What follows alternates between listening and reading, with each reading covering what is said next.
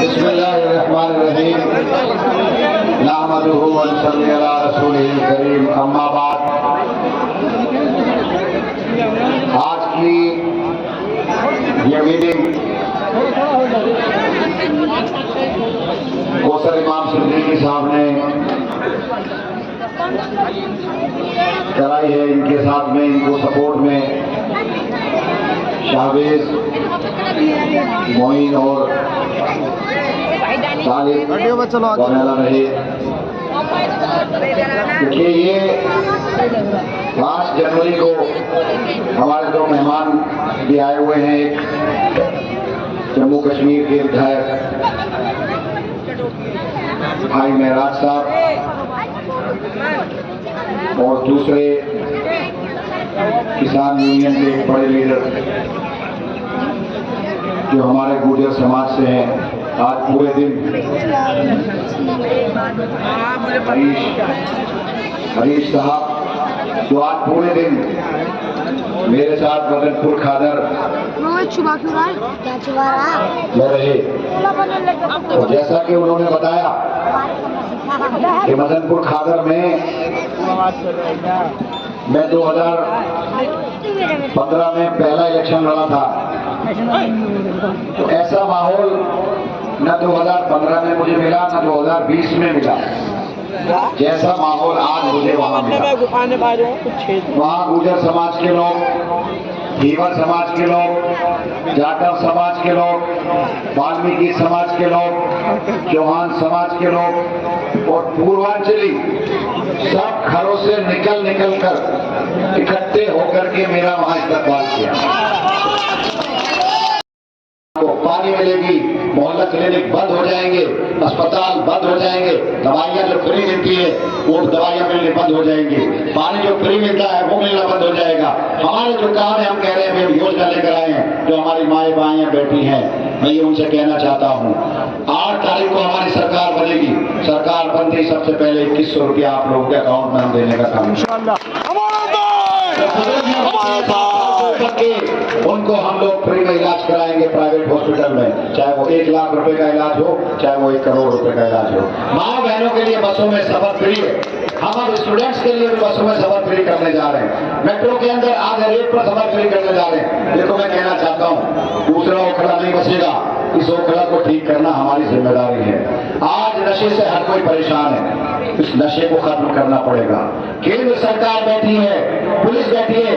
क्या ये एसएचओ की जिम्मेदारी नहीं है कि जहां जहां नशा बिकता है उसको बंद कराए? लेकिन ये नहीं करेगा, क्योंकि ये तो आपकी नस्लों को, हमारी नस्लों को बर्बाद करना चाहते हैं, तबाह करना चाहते हैं और हमारे ऊपर भाजपा का एमएलए मुसल्लत करना चाहते हैं, भाजपा की सरकार मुसल्लत करना चाहते हैं, ताकि हम सुकून से अपनी जिंदगी न जी सके। इनको समझना पड़ेगा। जज्बात में आने की जरूरत नहीं है। जज्बात के आने की वजह से, छोटी सी गलती की वजह से कई बड़ा नुकसान ना कर बैठे। 5 साल तक पछताना पड़ेगा। रिश्तेदारी को छोड़ो, जज्बात को छोड़ो, ताल्लुकात को छोड़ो। अगर कोई परेशान है तो उसके लिए दुआ करो। अगर उसे वकील की जरूरत है तो वकील करो। अगर उसमें पैसे की कमी है तो पैसा पूरा करो। अच्छे से अच्छा वकील खड़ा करके उसकी जमानत कराओ। ऐसा मत करना। खड़ा कर दो जहां आप जा भी ना सको, जहां ना आपके मकान बचेंगे, न दुकान बचेगी, न होटल बचेंगे, न घर बचेगा, न सड़कें बनेगी, न पानी आएगा, न बिजली आएगी। तरसते रहेंगे 5 साल तक। आप 5 साल तक इंतजार करेंगे। अमानतुल्लाह तो आपके बीच में 24 घंटे रहता है। कभी भी आप कॉलर पकड़ के ले आएंगे, आपके सामने आ जाता है। ये सरकार, हमारी सरकार आपके लिए है। बस इन्हीं बातों के साथ मैं अपनी बात खत्म करता हूँ और आपसे एक ऐलान करना चाहता हूँ कि 26 जनवरी को यानी कि इतवार के दिन हम लोग 12 बजे अपनी एक बाइक रैली निकालेंगे। जो लोग भी, मैं तमाम लोगों से अपील करता हूँ, ओखला की आवाम से अपील करता हूँ कि इनको दिखाने के लिए कि हम एक हैं, हम बटेंगे नहीं, हमारे वोटें तकसीम नहीं होंगी इंशाअल्लाह। उस रैली में आप लोग जरूर शामिल हो इंशाअल्लाह। 12 बजे हम लोग निकलेंगे इंशाअल्लाह। बटला हाउस रोड से होते हुए, शाहीन बाग होते हुए जीजे कॉलोनी हम जाएंगे इंशाअल्लाह। तमाम लोग अपनी बाइक्स लेकर के उसमें जरूर हिस्सा लें। ठीक है अज्जू भाई, हमारा जो जलसा है वो एन ब्लॉक अबुल फजल के अंदर है।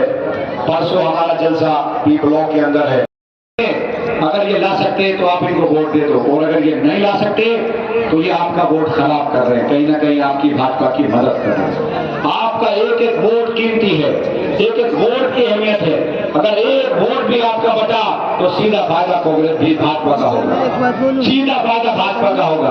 भाजपा को जिताने के लिए तमाम ताकतें लगी हैं, हमारे बीच की भी बाहर की भी। हमें ये समझना पड़ेगा, इनकी साजिश को समझना पड़ेगा, और इस साजिश को आपको नाकाम करना पड़ेगा। मैं जिस दिन से आया आपकी तमाम सड़कें बना दी, तमाम गलियां बना दी। अभी पंप हाउस चालू नहीं हुआ, 15 दिन में ये जो एसपीएस बनाया धोबी घाट पे पंप हाउस चालू हो जाएगा। एक भी गली में आपका सीवर का पानी नहीं रुकेगा, मैं गारंटी दे रहा हूँ।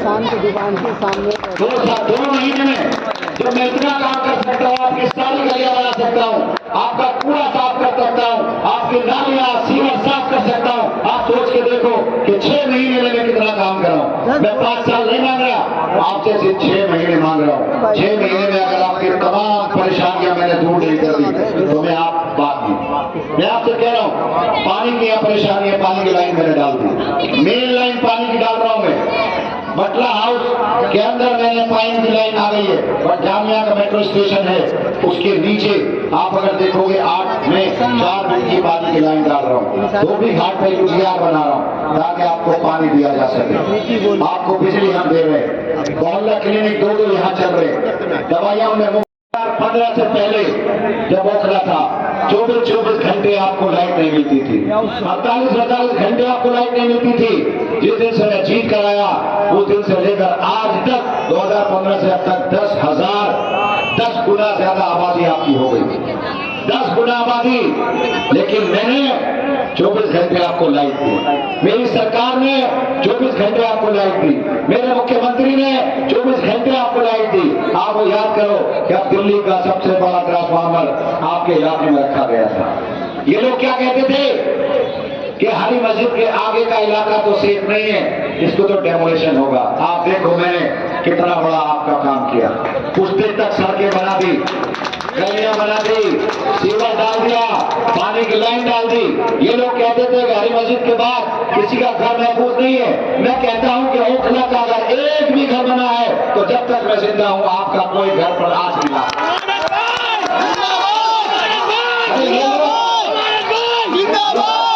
ये वो लोग हैं जिनसे आपके घर महफूज नहीं, ये वो लोग हैं जिनसे आपकी इज्जत महफूज नहीं, ये वो लोग हैं जो 24 घंटे लाइट यहाँ नहीं आती थी।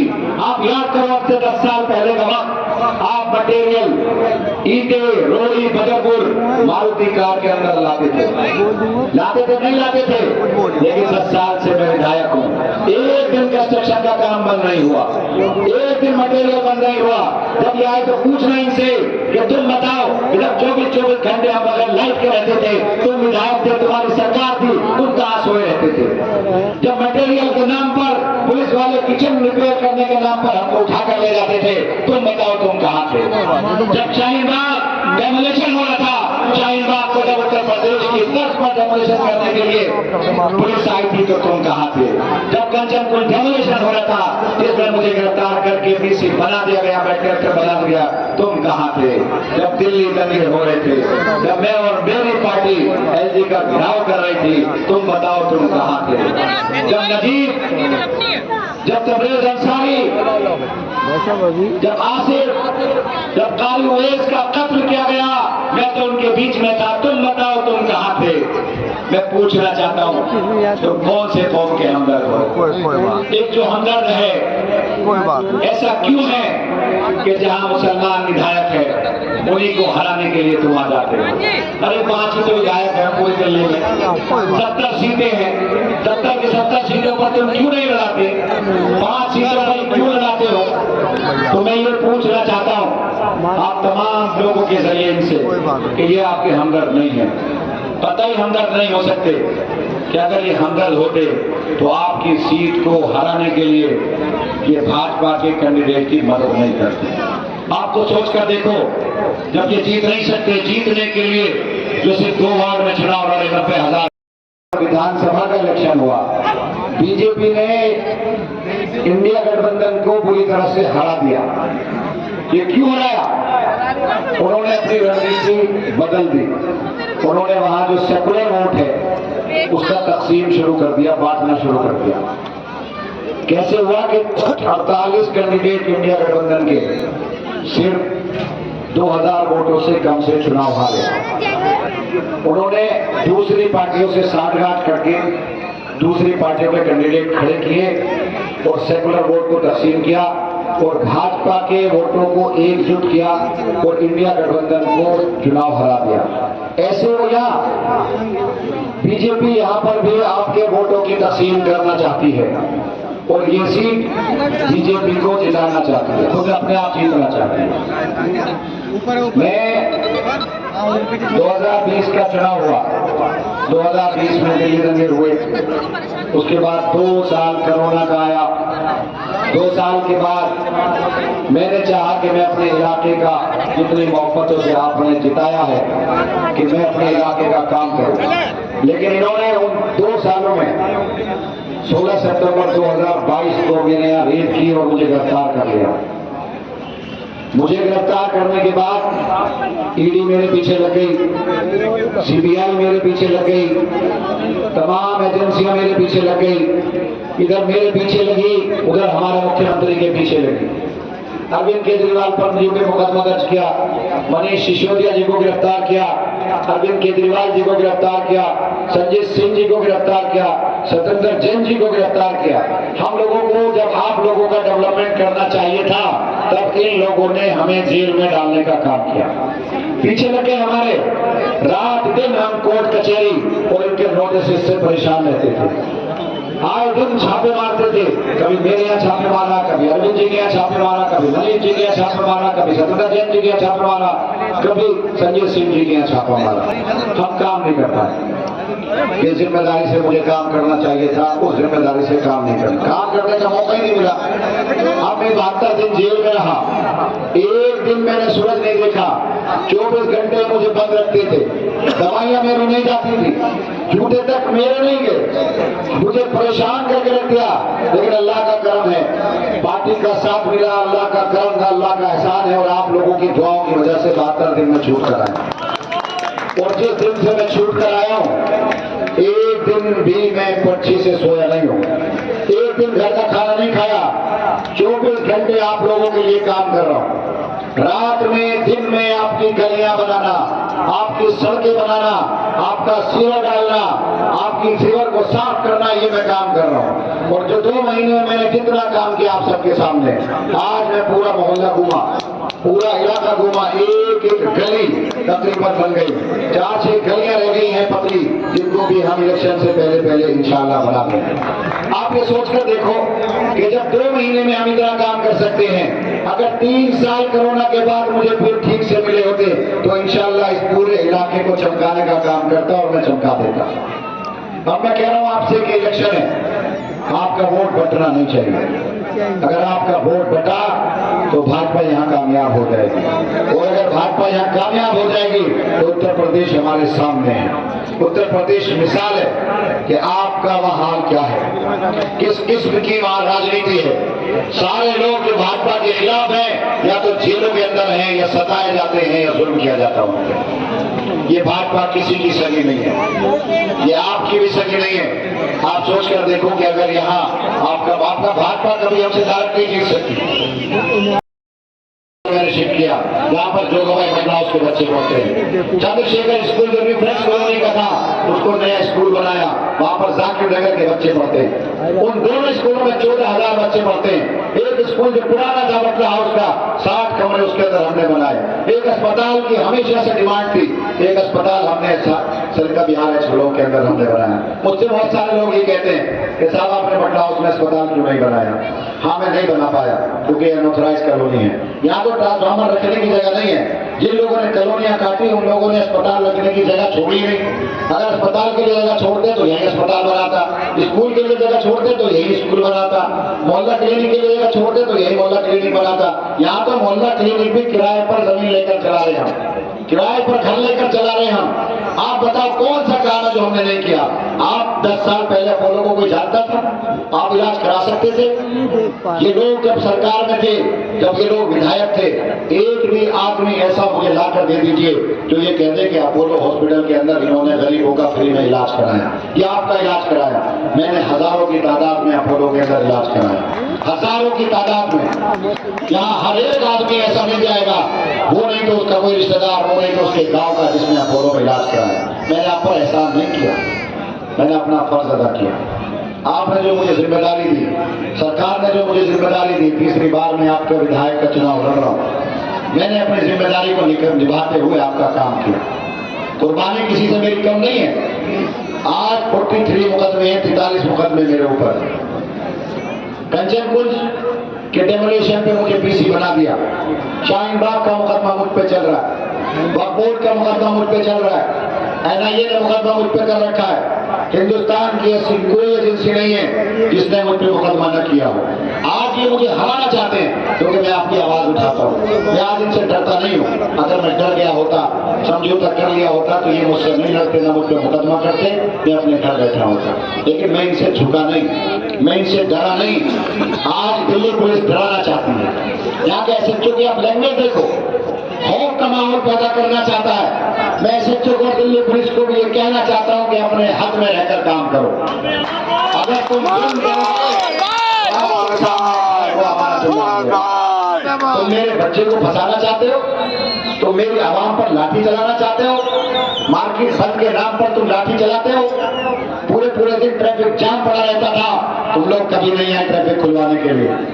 ट्रैफिक पुलिस की जिम्मेदारी नहीं है, थाने की जिम्मेदारी नहीं है। मैंने अपने वॉलंटियर लगा करके ट्रैफिक जाम खुलवाने का काम किया। जामिया मेट्रो स्टेशन से ओखला हेड तक 4-4 घंटे जाम लगा रहता था, पुलिस वाला कभी नहीं आया।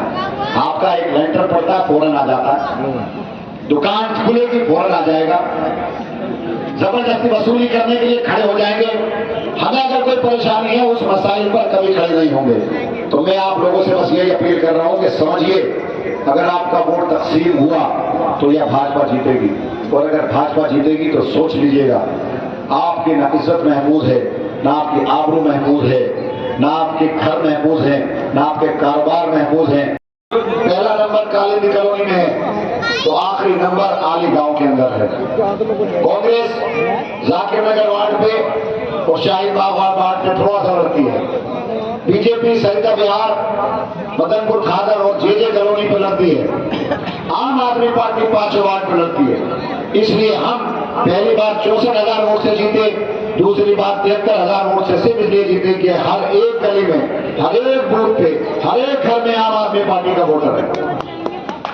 अगर आपका वोट बटा तो ये भाजपा जीतेगी। और ये वोट बांटने का जो नया तरीका ये लेकर आए कि हम ही लोगों की पार्टियां, हम ही लोगों के बीच में से लोगों को मैनेज करके, हर तरह से करके बीच में ला रहे हैं और हमारे वोट को बांट रहे हैं। आप सोच कर देखो, मैं डरा नहीं रहा हूं, हकीकत बयान कर रहा हूं।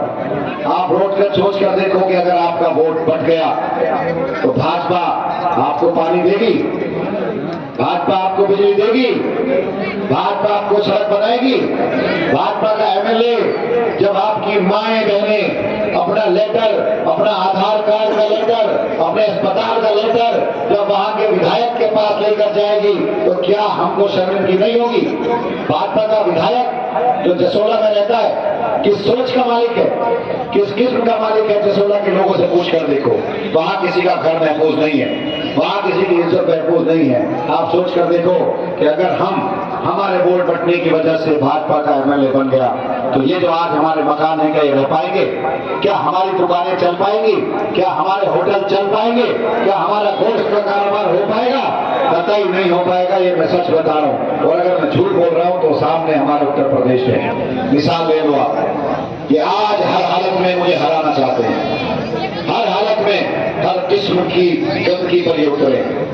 मीडिया इनका साथ दे रहा है, पुलिस इनका साथ दे रहा है, प्रशासन इनका साथ दे रहा है, इलेक्शन कमिश्नर इनका साथ दे रहा है। आज इलेक्शन कमीशन हमारे झंडे नहीं लगने देता, हमें परमिशन नहीं देता, हमारे ऑफिस नहीं खोलने देता। कल का एक मसला देखो आप किस तरह का इन्होंने उछाला। तो मैं ये कहना चाहता हूं कि आज भाजपा की सपोर्ट में, भाजपा के कैंडिडेट की सपोर्ट के लिए आज पुलिस काम कर रही है, मीडिया काम कर रही है। मीडिया और पुलिस मेरे खिलाफ माहौल बना रही है। पूरे मीडिया के बड़े बड़े चैनल मेरे खिलाफ माहौल बना रहे हैं। एक नेगेटिविटी बनाई गई कि साहब लोग नाराज हैं, लोग नाराज हैं। हाँ, मैं भी कहता हूं कि जब मैं जेल में था, अगर किसी की सड़क नहीं बनी तो वो नाराज था। जेल से आया, सड़क बना दी, उसकी नाराजगी खत्म हो गई। आप लोगों की नाराजगी इतनी नहीं हो सकती आप मुझे वोट न दें, ऐसी नाराजगी मैं नहीं मानता कि आपके बीच में होगी। अपने आप में बहुत अहमियत रखता है।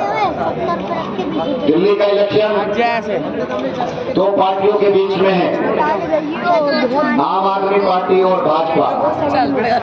2015 का इलेक्शन बीजेपी वर्सेस आम आदमी पार्टी हुआ। 67 सीटें आम आदमी पार्टी ने जीती, बीजेपी को 3 सीट मिली, कांग्रेस को 0। 2020 में इलेक्शन बीजेपी वर्सेस आम आदमी पार्टी हुआ। आम आदमी पार्टी को 62 सीटें मिली, बीजेपी को 8 सीट मिली, कांग्रेस 0। 10 साल से मैं विधायक हूँ। 2015 में आप लोगों ने मुझे 1,04,000 वोट दिया था। बीजेपी को हमने यहाँ 64,000 वोटों से हराया था। मैं 30वें नंबर पे था पूरे। 2020 में बीजेपी को 58,000 वोट मिले, 73,000 वोटों से हमने बीजेपी को यहाँ शिकस्त दी। अब ये 2025 का इलेक्शन है। 2025 के इलेक्शन में भाजपा दूसरे रंग में आई है। अभी महाराष्ट्र में एक इलेक्शन हुआ पार्लियामेंट का। पार्लियामेंट के इलेक्शन में